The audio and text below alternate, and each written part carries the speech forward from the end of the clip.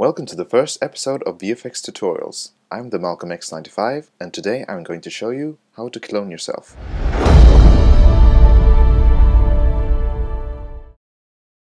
For this tutorial I'm going to use Adobe After Effects. If you don't have it, you can download a free trial or just use another similar program like this. Now I'm going to show you how to clone yourself in a very simple way with a stationary camera and just two subjects. Okay, the first thing you want to do is create a new composition or a new project or whatever, and import your footage. Then scroll to the parts of the footage you want. Note that you have to shoot this with a tripod and you have to have an imaginary line in between the footage where you will not cross during the entire sequence. Okay, when you found the footage of the first person, you want to duplicate the layer and make the first one invisible, and then scroll to the other clone right here. Looks pretty good. Then we're going to draw a mask on the top layer. In other programs this might be referred as the garbage mat or well, something else, cookie cutter, something. Okay, now we got a decent mask. We're going to short this down. And it looks pretty good. If your program offers this, you can also turn up the feather of the mask, so you don't have a very sharp line in between them if your footage wasn't shot correctly or if there's stuff moving in the background. And then you're basically done. Okay, now I'm going to show you a more advanced way to clone yourself. This involves the subject crossing the entire screen and overlapping here with another clone with the camera moving. For this you're going to need to shoot your footage on a tripod and just run across the frame. Okay, first you got to import your footage into After Effects and shorten your video down to that specific window you want to use. Then you duplicate it and give it another color so you can see, so you can differentiate them. Okay. And you want her to come in about there. No, you want her to overlap the other one. Okay, so first you just keep scrolling the video until the other video comes. Then you need to rotoscope her. You could draw a mask, but it's much faster to use the rotor brush, which is available in After Effects CS5 and later. So what you need to do is to double click the footage you want to mask and then just draw her out, and hold down the Alt key or the Option key to remove some selected area, and then just hit the spacebar and it will start rendering the frames. And if you see a fault somewhere, just pause it and correct that small error, and then just continue.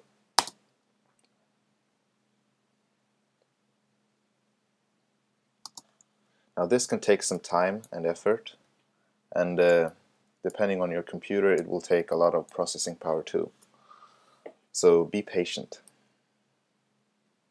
And a recommendation is not to shoot this at a very high shutter speed, because then it will take forever, so to speak. Okay, when you've done rotor brushing it all, the edges will look very jagged. So you go into Effects on the footage, then Rotor Brush, then Matte. Oops. And increase the smooth level and the feather too, until it looks pretty good.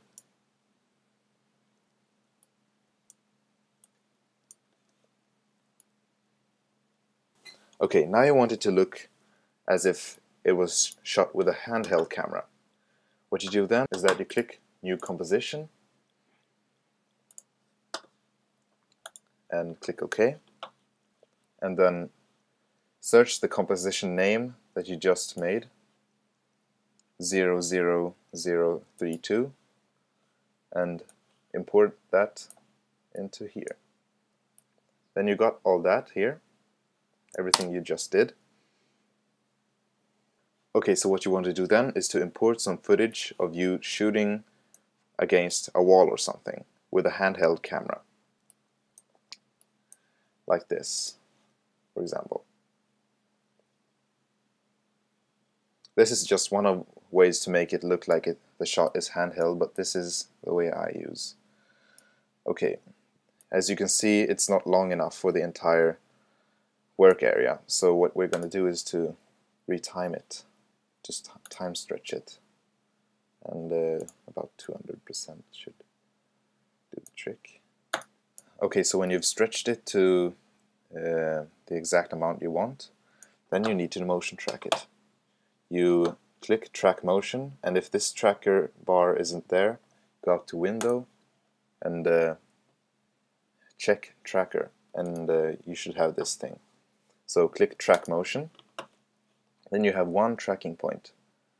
Right now we just want to track the up and down movements and side to side, so we don't need to check rotation or scale. So just select a point somewhere in the frame where it's really dark, or where there's an edge, something that can be easily distinguished. And then click Analyze Forward.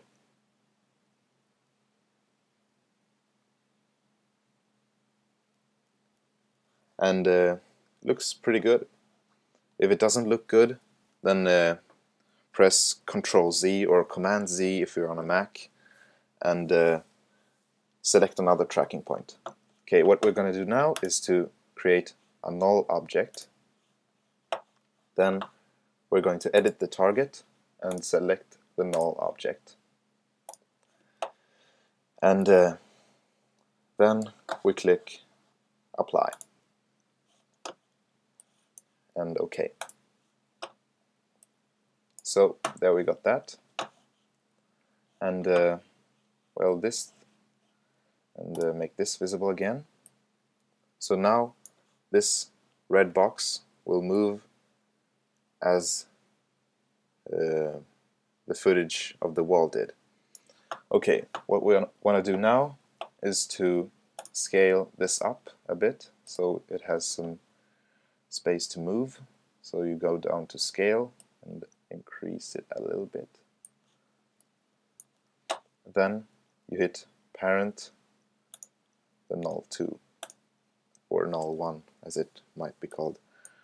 Then hit space, and your footage should move with the red box. And the red box will not be rendered, it's just there for when you view the project. Okay, so when you've rendered everything, it should look something like this.